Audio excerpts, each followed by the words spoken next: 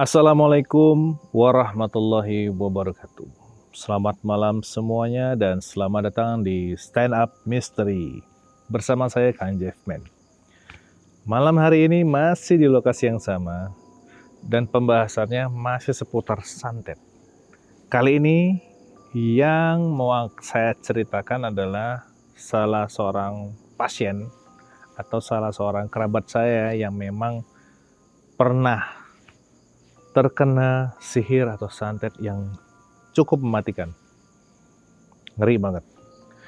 Dan ini alhamdulillah sempat ditangani dan sampai saat ini masih dalam proses recovery atau pemulihan pasca dibersihin badannya.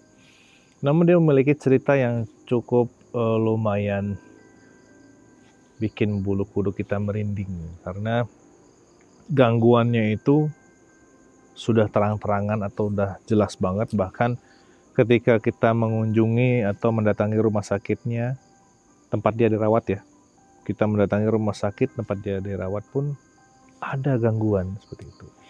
Nah ceritanya, jadi dia ini normal, awalnya sehat walafiat, nggak ada masalah. Kemudian dia datang ke Bandung, mampir ke tempat saya, ngobrol-ngobrol, saya lihat juga nggak ada masalah, oke. Tiba-tiba di hari, kalau nggak salah di hari Minggu, dia lagi jalan-jalan di Bandung, seputaran Bandung, karena kebetulan beliau ini tinggalnya di daerah Depok. Jadi ke Bandung itu selain liburan, silaturahmi ke tempat saya.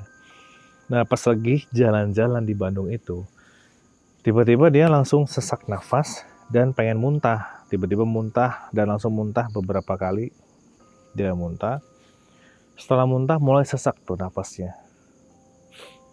Mulai sesak. Jadi nafas tuh hanya beberapa, paru-parunya hanya bisa ngangkat berapa, nggak terlalu full ya deh. Cuma gitu doang. Nah akhirnya dipaksakan pulang ke Depok. Sampai di Depok tengah malam tiba-tiba anfal, jadi tidak bisa bernafas, dibantu pakai alat oksigen. Nafasnya tuh hanya sedikit banget lah, sedikit banget nafasnya. Dan akhirnya saking tidak kuatnya dia menahan rasa sakit itu karena nggak bisa nafas, dibawa ke rumah sakit. Sampai di rumah sakit, dicek saturasinya normal, 100. Aneh kan? Sesak nafas, saturasi normal. Dokter pun kaget ini sakitnya di mana. Kemudian besoknya dicek semua, cek badan segala macam normal. Tidak ada gangguan sedikit pun. Tiba-tiba beliau ini video call kepada saya atau memberikan video, "Kang, lihat nih Kang, di kamar tempat saya dirawat. Ini ada yang lempar pasir." Jadi ada suara orang lempar pasir. Shh, shh, seperti itu. Di depan dia. Dan saya dengar suaranya emang iya. Seperti ada yang lempar pasir. Secara spiritual nggak saya cek, tapi saya dengar suaranya iya bener. Dan itu tuh suara yang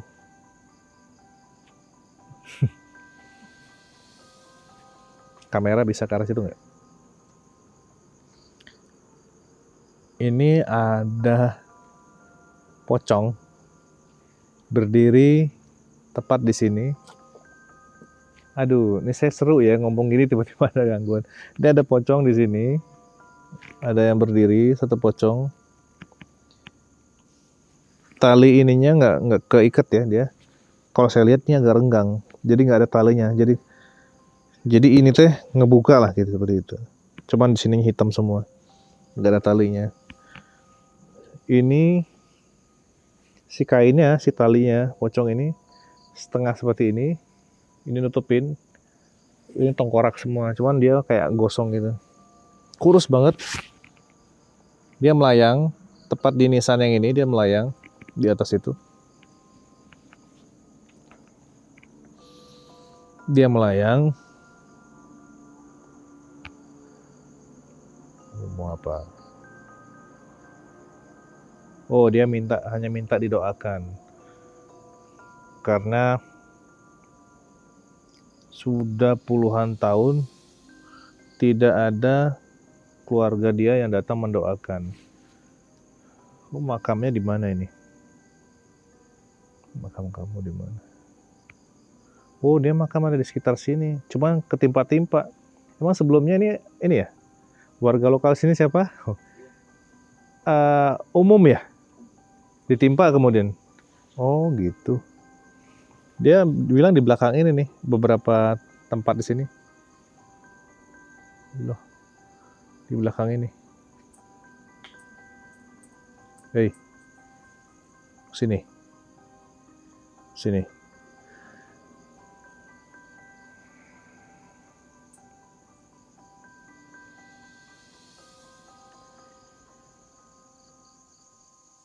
Sekali lagi, bagi teman-teman yang bisa merasakan, ya yang merasakan ya, ini di samping saya sedang berdiri sosok pocong itu.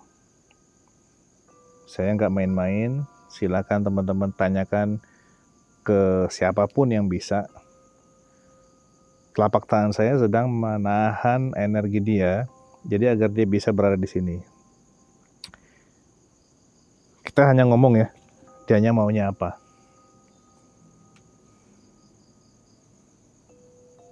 Dia hanya minta doakan karena sulit untuk menyampaikan permohonan ini kepada yang datang di sini. Saya tidak dimakamkan dengan sempurna.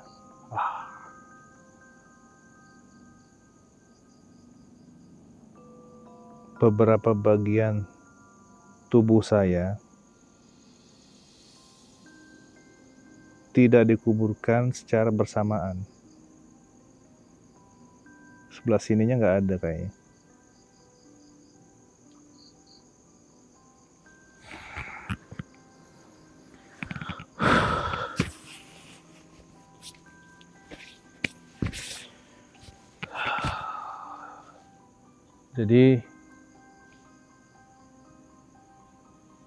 Jadi ya, si sosok ini tadi hanya minta doain aja, dan dia hanya ngasih tahu gambaran bahwa sepertinya ada terjadi sesuatu terhadap dirinya pada masa itu ya. Sini. Pada ketakutan. Oke, sorry ya. Kru stand up mystery kayaknya kena teror juga nih, tapi nggak apa-apa. Itu serunya stand up mystery malam hari ini, karena kita berada di depan musuh. Kita masuk ke sarangnya ini. Nah, saya balik lagi ceritanya tadi.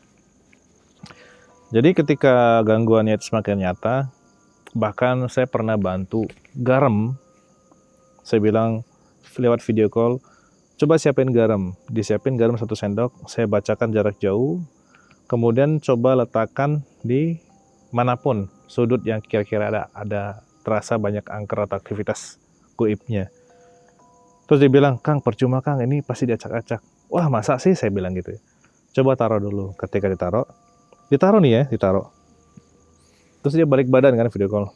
Pas dia balik, si garam tadi sudah ada di meja, di lantai, di atas, wah di atas lemari segala macam. Pas dia balik lagi, tukang sudah nggak ada garamnya. Jadi garam yang ditaruh di awal itu sudah hilang, sudah pindah dengan cara diacak-acak semuanya. Bahkan ada satu CCTV punya beliau ini, ada sosok merah terbang dari luar masuk ke dalam. Merah disertai rambut-rambut panjang seperti itu. Nah, akhirnya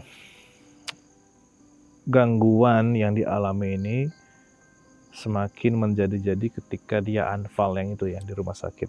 Ketika beliau ini anfal, dan semakin banyak yang datang yang mencoba untuk berinteraksi, ada mimpi-mimpi juga gangguan yang nggak bagus ya seperti itu. Ini pun juga dialami oleh istrinya. Istrinya mengalami gangguan yang sama, sulit bernafas, kemudian detak atau debar jantungnya itu di atas normal, dan suka mimpi yang aneh-aneh, mimpi-mimpi gangguan-gangguan dari hewan buas, atau bahkan sosok-sosok yang menyeramkan. Nah teman-teman, perkara sihir atau santet ini memang nyata dan banyak terjadi di masyarakat. Bahkan tidak hanya di Indonesia. Di luar negeri pun, mau itu negara maju, mau Singapura, mau di negara-negara Eropa, para pelaku klinik atau pecinta-pecinta sihir itu tuh banyak di situ.